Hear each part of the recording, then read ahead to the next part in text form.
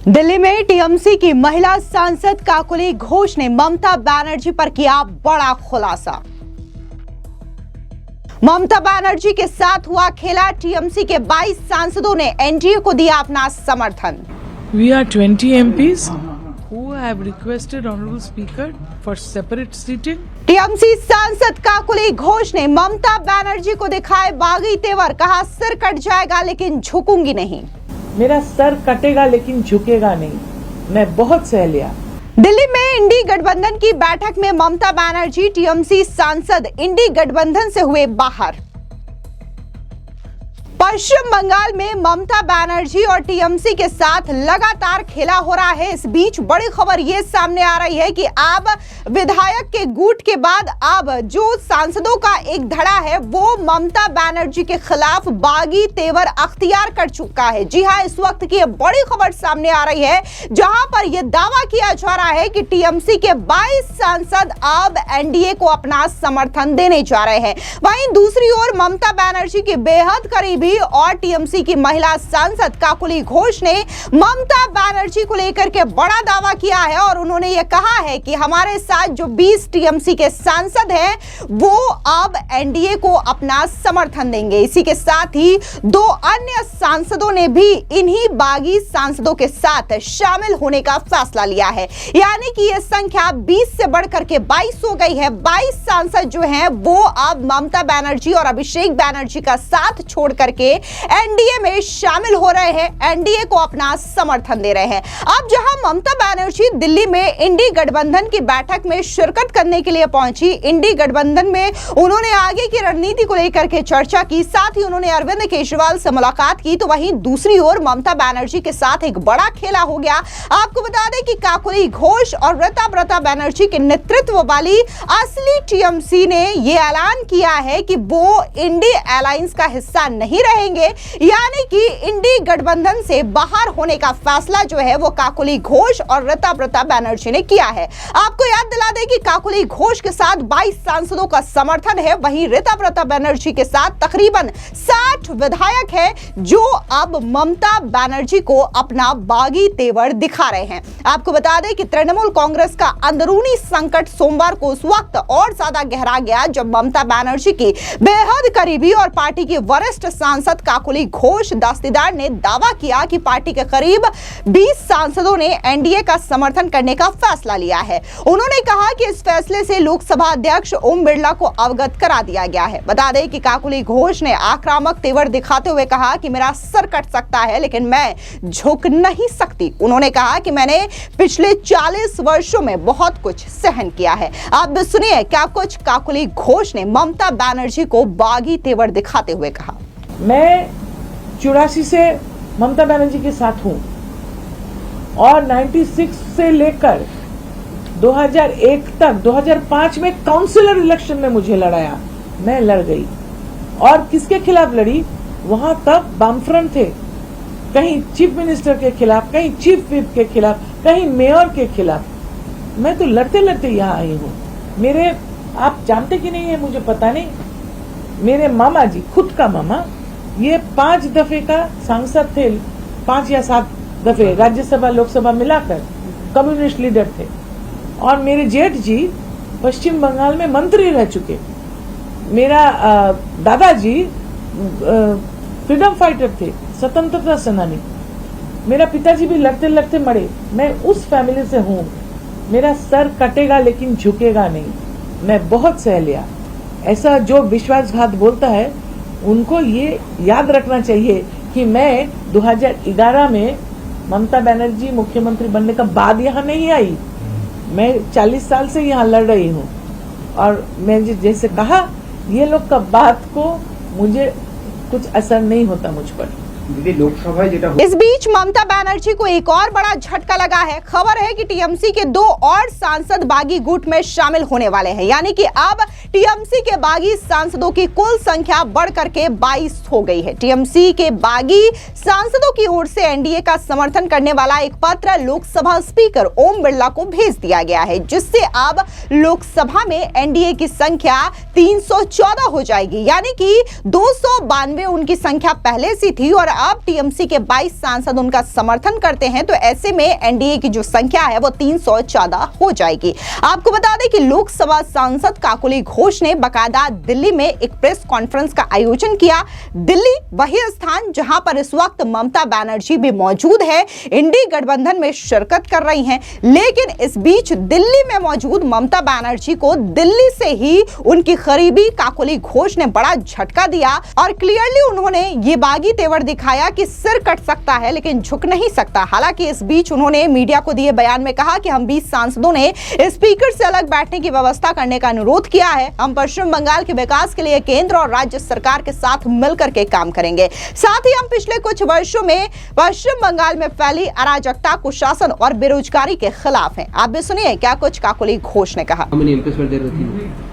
We are 20 MPs who have requested Honorable Speaker for separate seating, and we will be working in conjunction of the central and state government for development of West Bengal, and we are against the lawlessness, misgovernance and unemployment in the state of West Bengal over the past few years. What forced you to sit together, break away from the main party now, and today you have met and decided to not be with the mother party now anymore? Things have been getting bad to worse, and I have been with Mamata Banerjee for 40 years. She has been my guide, my mentor and my leader, and I have been with her even in the days when she was not in power. I have contested in 5 elections and lost before 2009. So it is useless to say that just because she is not in power in West Bengal, I have left. It is not that. I was with her when she was not in power. But at that time there was a policy which was pro-people agenda for poor people of the state of West Bengal. When she was not even the chief minister, she was working for the people. But in the last 3-4 years, the work has been suboptimal. Their development has been suboptimal. Lot of financial irregularities have cropped in, which are being proved today. Different sectors like education, health, the film industry has absolutely collapsed. Law and order was not optimum. The pressure was too much on the government officers to work according to whims and fancies of certain leadership, which is not congenial working atmosphere for development of a state. And now the people's verdict have proven what I am trying to tell you. So we want to work for the development of the state and for national interest and safety security of the nation. That is why we want to work separately. इसके अलावा काकोली घोष ने जो press conference किया उसमें उन्होंने कई बड़े और चौंकाने वाले खुलासे किए हैं। क्या कुछ उन्होंने टीएमसी और उसकी रणनीति को लेकर के कहा और क्या कुछ उन्होंने ममता बनर्जी को लेकर के कहा और कैसे उन्होंने बताया कि पिछले 40 सालों से वो ममता बनर्जी के साथ रही है, यानी कि साल 2011 जब ममता बनर्जी एक मुख्यमंत्री नहीं थी तब से काकोली उनके साथ रही है। सुनिए क्या कुछ प्रेस कॉन्फ्रेंस में काकोली घोष ने कहा। থেকে নির্বাচিত হয়ে বাংলার মানুষের কাজ করার স্বার্থে সর্বভারতীয় তৃণমূল কংগ্রেসের সভানেত্রী মমতা বন্দ্যোপাধ্যায়ের নেতৃত্বে বহু বছর কাজ করেছেন। তারা কিন্তু একটা বিপন্নতায় ভুগছিলেন, একটা বিষাদে ভুগছিলেন এবং তারা আলোচনা করছিলেন যে আমরা কাজ করতে পারছি না, কি করা যায়। এটা চলছিল। সেটারই ফলপ্রসূ বাংলার বর্তমান মুখ্যমন্ত্রী শুভেন্দু অধিকারী তাদের সঙ্গে যোগাযোগ করেন এবং আজকে তিনি বসে তিনি তাদেরকে বলেন আপনারা আমার সঙ্গে সহযোগিতা করুন, রাজ্য সরকারের সঙ্গে সহযোগিতা করুন, কেন্দ্রীয় সরকার রাজ্য সরকার যৌথভাবে বাংলার উন্নয়ন করবে এবং সেই কাজের জন্য উন্নয়নের স্বার্থে আজকে কিন্তু এই 20 জন সাংসদ একসঙ্গে আমরা আমাদের মাননীয় স্পিকারকে চিঠি দিয়েছি যে আমরা একসঙ্গে কাজ করতে চাই। मैम, अब 20 सांसदों का इस तरह का आ रहा है कि 20 सांसदों का समर्थन आपके पास है, लेकिन फिर दूसरी तरफ से ये भी क्लेम किया जाता है कि नहीं ये संख्या कम है। देखिए, मैंने सुना है एक सांसद जिसने कहा कि 13 है या 14 है, तो मेरा प्रश्न उनसे है कि वो तो थे नहीं वहाँ, वो तो हमारे साथ सिग्नेचर भी नहीं किया, हमारे मीटिंग में भी थे नहीं, तो वो ज्योतिष है, उनको कैसा पता चला? ऐसा झूठ फैलाना ठीक बात नहीं है, गलत बात है। किसी के बारे में, मैं तो उनके बारे में झूठ नहीं बोलती हूँ, तो वो क्यों हमारे पीछे ये सब टांग लड़ा रहे हैं, उचित नहीं है। দিদি মমতা বন্দ্যোপাধ্যায় তরফ থেকে কোন রকম ফোন কি পেয়েছেন, কোন রকম কথাবার্তা হয়েছে? আমার তো ওনার সঙ্গে টেলিফোনে প্রায় বছর 2-3 কথা হয়নি, এখনো সেইটাই রয়েছে। দিদি এরপরে কি, মানে আপনারা চিঠি দিলেন, এর পরের পদক্ষেপ কি? আপনারা আলাদাভাবে বসবেন, আপনারা আলাদা তৃণমূল, এটা একটুখানি না না, তৃণমূল আমরা আলাদা বা একসঙ্গে, এটা তো কোনো যৌক্তিকতা নেই এই কথাটার মধ্যে, এটা বানাবেন না।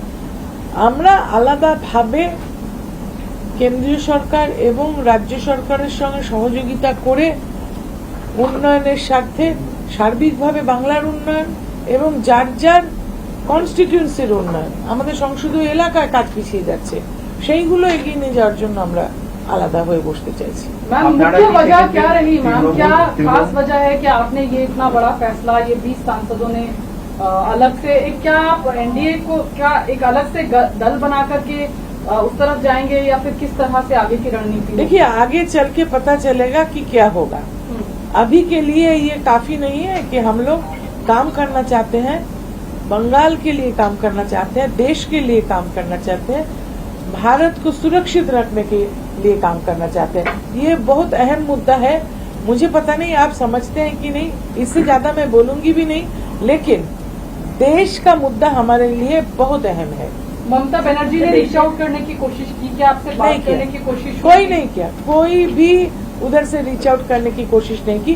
मैंने जो जिला सभापति थी, ये चुनाव में इसका जब नतीजा मुझे पता चला कि वहाँ अच्छा नहीं हुआ, मैंने जिम्मेवारी खुद पर लिया कि शायद मैं सभापति के तौर पे काम नहीं कर पाई, इसलिए मैंने उसको छोड़ दिया। उसके बाद भी कोई हमसे मुलाकात भी नहीं किया, फोन भी नहीं किया, गाली दिया। मतलब उन्होंने किसी को भौंकने के लिए छोड़ दिया तो वो भौंकते रहे मेरे पीछे। मैं 67 अभी उम्र है, 40 साल से ममता बनर्जी के साथ हूँ। ये हमारे देखने का भी दिन आएगा, मैंने सोचा नहीं कि किसी को बोल देगा कि उसको गाली दो, ये ठीक बात नहीं है। জানছে মানুষের মনে যে আপনারা তো 20 জন সাংসদ চিঠি দিলেন, আপনাদের আইডেন্টিটি কি হবে? তৃণমূল কংগ্রেস থাকবেন নাকি বিজেপিতে যোগ এটা দেবেন? তো আজকে চিঠি দেওয়া হলো, চিঠিটা এখনো অ্যাকসেপ্টেন্স লেটার আসেনি। আমি বললাম পরিষ্কারভাবে আমরা কাজ করার জন্য আলাদা বসে যোগাযোগ রাখবো, কেননা আপনারা জানেন যে বিগত দিনে, আমি বিগত দিনের কথা বলছি, আজকের আগে এই রাজ্য সরকারের আগের রাজ্য সরকার দিশা কমিটি বলে একটা কমিটি আছে, বিভিন্ন জায়গায় জল নিয়ে কমিটি আছে, স্বাস্থ্য নিয়ে কমিটি কেন্দ্রীয় সরকারের, আমাদের কোনো কিছুতে অংশগ্রহণ করতে দেওয়া হতো না। আমাদের এলাকায় জলের যে পাইপলাইন বসছিল কাজ হয়নি, কেন্দ্রীয় সরকার থেকে কোনো কিছু একটা যদি কোনো ইয়ে সিস্টেম বলতো যে আমরা এইভাবে যৌথভাবে কাজ করব, আমাদের করতে দেওয়া হয়নি। তা আমরা তো মানুষের সাথে মানুষের ভোটে নির্বাচিত হয়েছি। আজকে একজন 3 ইঞ্চি সাংসদ বলছেন যে মানুষের ভোটে, আমাকে মনে করার চেষ্টা করছেন। আমি যখন প্রথম নির্বাচনে লড়েছি 96 সালে, তখন উনি বোধহয় জন্মাননি। এতটা আস্পর্ধা হয় কি করে যে একজন বয়োজ্যেষ্ঠ মানুষের পরিপক্কতা, অভিজ্ঞতা, তার রাজনৈতিক বিচক্ষণতাকে টুইটারে চ্যালেঞ্জ করছে? এটা ঠিক নয়। কিন্তু রাজনীতিতে মানুষ বুদ্ধি নিয়ে কাজ করে, বিবেচনা নিয়ে কাজ করে, জাতীয়তা বোধ নিয়ে কাজ করে। আমি এই জাতীয়তা বোধ এবং জাতীয় সুরক্ষা বারবার বলছি, মাথায় রাখবেন। আমাদের কিন্তু এটা দেখে কাজ করা উচিত। এবং তাদের কাছে প্রশ্ন, তোমরা কি এটা সম্বন্ধে কিছু জানো? তোমরা কি জানো যে ভারতবর্ষকে সুরক্ষিত রাখতে গেলে কোন পদক্ষেপটা নিতে হবে? হয়তো আমি নিজের জীবনকে বিপন্ন করছি, কিন্তু আমি মনে করছি সেটা বৃহত্তর স্বার্থে। দিদি, অভিষেক বন্দ্যোপাধ্যায় কি তাহলে আপনাদের আর লোকসভার দলনেতা রইলেন না? আমি তো বলতে পারবো না আইনটা কি আছে। আমাদের এখনো লোকসভার তো যা আছে তাতে উনি আছেন বলে আমি জানি। এবং আমরা যে চিঠিটা দিয়েছি সেটা আমাদের যে চিন্তাধারা, আমাদের যে কর্মকুশলতা, আমাদের যে আকাঙ্ক্ষা মানুষের কাজ করার, বাংলার উন্নয়ন করার। বিগত 30-40 বছরে বাংলা ক্রমে পিছিয়ে গেছে। বাংলাতে কোনো ইন্ডাস্ট্রি হয়নি। মানে আপনারা যদি ভালোভাবে নজর করেন তাহলে দেখবেন যে বৃহৎ পুঁজি ঢোকেনি বাংলায়।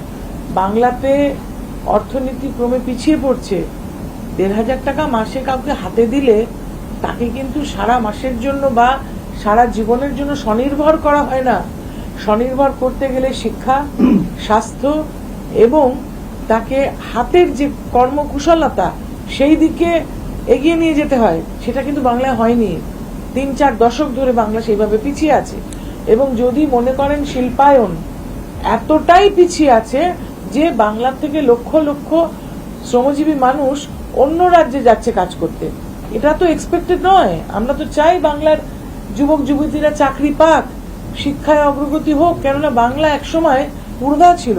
বাংলা একসময় ভারতবর্ষের রাজধানী ছিল কলকাতা, এবং সেখানে আপনারা এখনো ব্রাহ্মণ রোডে গিয়ে যদি হাঁটেন, এক একটা বাড়ির গায়ে কোম্পানির নাম লেখা আছে, এক একটা বাড়ির গায়ে মানে জাহাজ শিল্প, তারপরে আমাদের স্টিল, বিভিন্ন শিল্প পশ্চিমবাংলা থেকে ক্রমে ক্রমে চলে গেছে। 35 বছর 34 বছর বামফ্রন্ট আমলে গেছে, বিগত 15 বছরেও বাংলার থেকে পাত্তারি কুটি সব কোনো শিল্প আসেনি বাংলায়। দিদি, আপনি চিফ হুইপ হিসেবে চিঠি দিয়েছেন, কিন্তু কয়েকদিন আগে সিদ্ধান্ত হয়েছিল যে আপনাকে চিফ হুইপ পদ থেকে সরিয়ে কল্যাণ বন্দ্যোপাধ্যায়কে আনা হয়েছে। তাহলে আপনি আজকে চিফ হুইপ হিসেবে কিভাবে দিলেন চিঠিটা? আমি চিফ হুইপ, সেটাই স্পিকার অফিস থেকে আমাকে বলা হয়েছে। আমি খবর নিয়েই সই করেছি, কেননা এখন আমাদের সংসদীয় কোনো সেশন নেই এবং যেটা দেওয়া হয়েছে সেটা অ্যাকসেপ্টেড হয়নি। সুতরাং ওনাদের রেকর্ডে, স্পিকারের রেকর্ডে আমার नामটাই আছে, সেই জন্য আমি চিফ হুইপ হিসেবে চিঠি দিয়েছি। मैडम, अभी तक आपकी तरफ से कोई प्रयास किया गया है ऑनरेबल स्पीकर साहब से कोई अपॉइंटमेंट लेने का? ऑफिशियली उन्होंने कोई टाइम दिया है आपको मिलने हमने के चिट्ठी लिए? दिया, उनका जब वक्त होगा तो वो खुद अब हमें बुलाएंगे। क्या मैम अभिषेक बनर्जी की स्टाइल ऑफ फंक्शनिंग से भी नाराजगी थी? नहीं, किसी को ऐसा मत बोलिए, मैंने नहीं कहा। मैंने कहा कि हमारे जो केंद्र है, हम सभी का 20 सांसदों का लोकसभा में, वहाँ हम काम नहीं कर पा रहे थे। मैंने ये भी बताया, बांग्ला में शायद आपको समझ में नहीं आया, कि केंद्रीय सरकार का कोई स्कीम्स वहाँ देश में लागू हुआ, बंगाल में नहीं लागू हुआ। तो हमें तो काम करना है, जो हमें मतदाता जिताया उनके लिए वो स्कीम्स वहाँ ले जाना है। तो मैं किसी एक के लिए नहीं बोलूंगी। हाँ, वो तो है, इसीलिए हमको तो काम करना है। सब जो मतदाता को मदद मिला, जिसका मतदान हमें जिताया, उन्हें हमको साथ लेके चलना पड़ेगा। तो हम किसी एक के लिए नहीं बोलेंगे। क्यों बोलेंगे एक के लिए? जो काम किया है वो उनका जो केंद्र है उसके लोग सोचेंगे। मैम, उधर से ये भी कहा जा रहा है कि इंटिमिडेशन है, थ्रेटनिंग है, केसेस है, गलत बात प्रलोभन है, इस वजह गलत से बात लोग जा है, रहे हैं। गलत बात है। कोई इंटिमिडेशन नहीं है। आप तो देख रहे हैं मैं अकेले बैठी हूँ, कहाँ इंटिमिडेशन है? गलत बात है। कोई बोलता है, जैसे एक सांसद ने कहा कि 13 सांसद है, तो गलत बात है। उनको कैसे पता 13 है? हम 20 बैठ के सिग्नेचर किया। 20 का दावा किया जा रहा है, लेकिन शताब्दी रॉय के यहाँ पर 9 से 10 सांसद पहुंचे हैं। शताब्दी रॉय के वहाँ कोई मीटिंग नहीं था। हमारे यहाँ तो कोई भी नहीं है, मैं अकेली हूँ।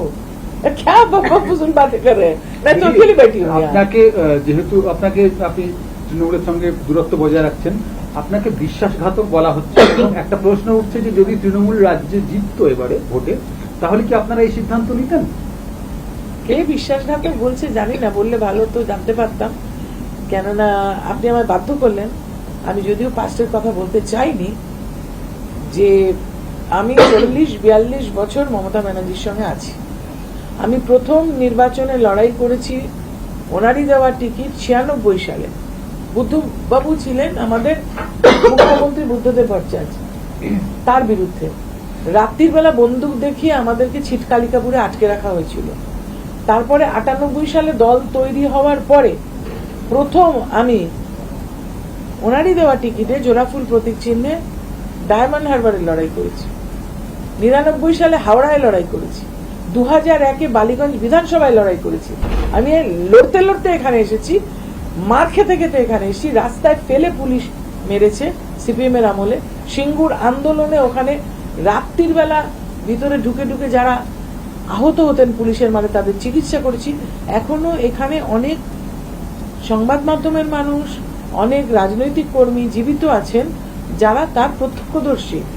নন্দীগ্রামে নিজে জিনিসপত্র ডাক্তারিতে যা লাগে নিয়ে গিয়ে রাত্রির বেলা লোকের বাড়িতে ঢুকে গুলিবার করে সেলাই করেছি, গুলিবার করে সেলাই করেছি। আমি মানুষের চিকিৎসা করেছি। হাজার হাজার টাকার ওষুধ গাড়ির ডিকিতে নিয়ে গিয়ে আমি মানুষকে ওখানে নন্দীগ্রামে চিকিৎসা করেছি, গড়বেতাতে গিয়ে চিকিৎসা করেছি, লালগড়ে গিয়ে চিকিৎসা করেছি নিজের কষ্টার্জিত উপার্জন দিয়ে। তখন এরা কোথায় ছিলেন যে বলছেন বিশ্বাসঘাতক? তখন জন্মায় হয়নি বোধহয়। তখন এরা তো সুখের পায়রা, এরা তো 2011 পরে এসেছে, আর আমি তো 84 সাল থেকে আছি। वहीं दूसरी ओर जिस तरीके से टीएमसी में लगातार फूट और बगावत देखने को मिल रही है, तो इसको लेकर के बीजेपी के नेता शहजाद पूनावाला ने जोरदार तरीके से हमला बोला। उन्होंने कहा कि आज 60 से अधिक विधायक टीएमसी को असली टीएमसी कह करके ममता बनर्जी और अभिषेक बनर्जी से दूर हट रहे हैं। अब सांसदों ने भी फैसला लिया है कि वे अभिषेक बनर्जी की टीएमसी के साथ नहीं चल सकते। ममता बनर्जी को भतीजा मोह है और इसी कारण पार्टी उनके हाथों से निकलती जा रही है। उन्हें पार्टी को भतीजे के ऊपर रखना चाहिए। सुनिए क्या कुछ शहजाद पूनावाला ने कहा। कीर्ति आजाद और अभिषेक बनर्जी यही गलती करते रहे, धूल चेहरे पर थी, ये लोग आईना साफ करते रहे। अगर कोई सच का सामना नहीं करना चाहता है तो उसको भगवान भी नहीं बचा सकता।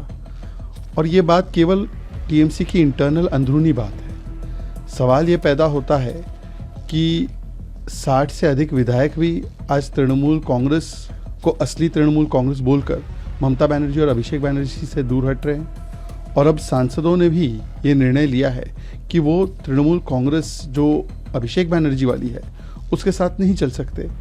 अब किसी को डिनायल मोड में रहना है, डिल्यूजनल मोड में रहना है, तो उसका कोई इलाज नहीं है।